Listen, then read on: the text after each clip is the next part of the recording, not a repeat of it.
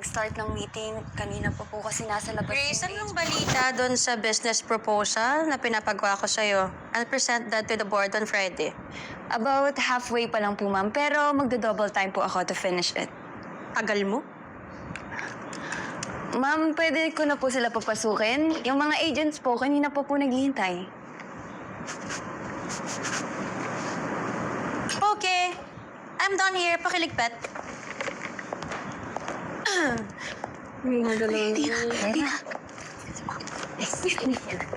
Good evening po, ma'am. Start na po ba tayo, ma'am? Pasok na po kami. I have dinner with my friend. Sorry, I can't be late, ha? Ay, Ma'am Sam, ang fresh pa rin kahit long day. Of course. Ingat kayo, Mama. Anyway, bibilin ko na pala bukas ng threading cake. Tomorrow na yun. Whatever. Thank you, Ma'am. Ingat kayo. Hintay tayo ng gano'n.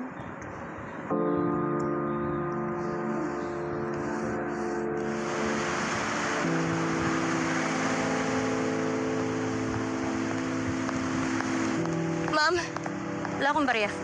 Ma'am, ako po si Sarah, apo po ako ni Harry Velorio.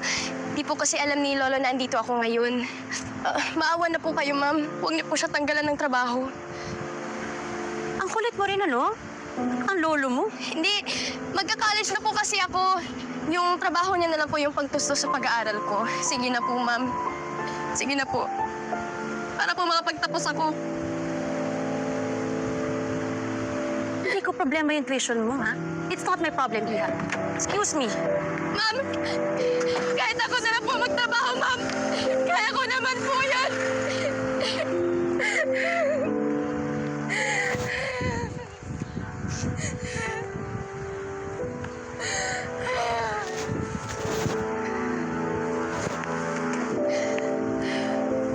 Iya, Sarah, kumusta ang lola mo? Kuya, naghanap po kasi siya ng trabaho. Wala pong tumatanggap sa kanya.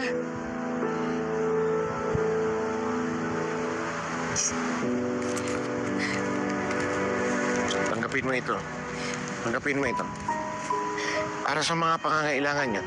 Salamat po. Kunin mo na yan. Naging mabait sa akin ng lolo mo. Sabihin mo na lang galing sa isang kaibigan. Thank you po. Yes, sir.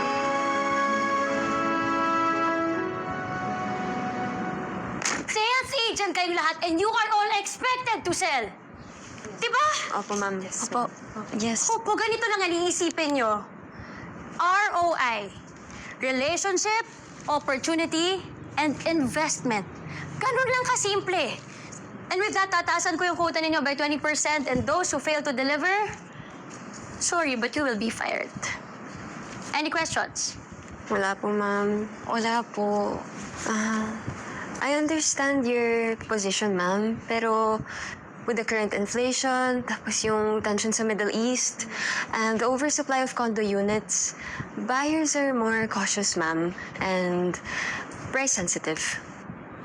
Ma'am, sa mga suggestion din po, maybe instead of offering a 25% down payment, perhaps we can offer them and consider 15% discount and make our terms more attractive, such as lower interest and longer period of payment instead of just paying outright. Right? Yes, I agree po, ma'am.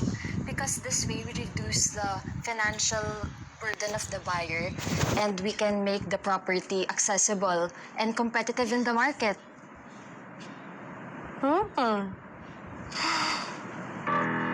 Tinuturuan niyo ako? Hindi po, ma'am.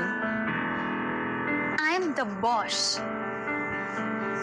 Ang trabaho niyo lang magbenta, okay? Huwag kayong tutulog-tulog. Basta nga akin, just meet your quota or else mawawalan kayo ng trabaho. Any questions? Wala po. Okay, that's it. Go na.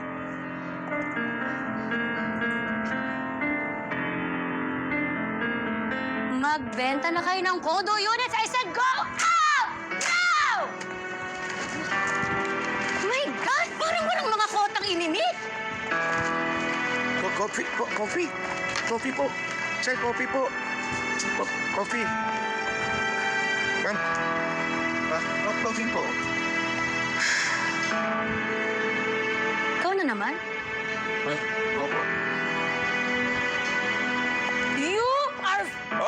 Samantha, how are you? Mr. Nava, good afternoon. Ay, good afternoon. Anong ginagawa mo dyan? Ay, wala sir. Nag-discuss lang po ako ng quota natin for this month. Oh, good. We will review the financial standing of the company. Okay, sir. So, kailangan ko ng first quarter sales nyo at i-review ko yung proposed budget nyo for your digital efforts. Ayos ba?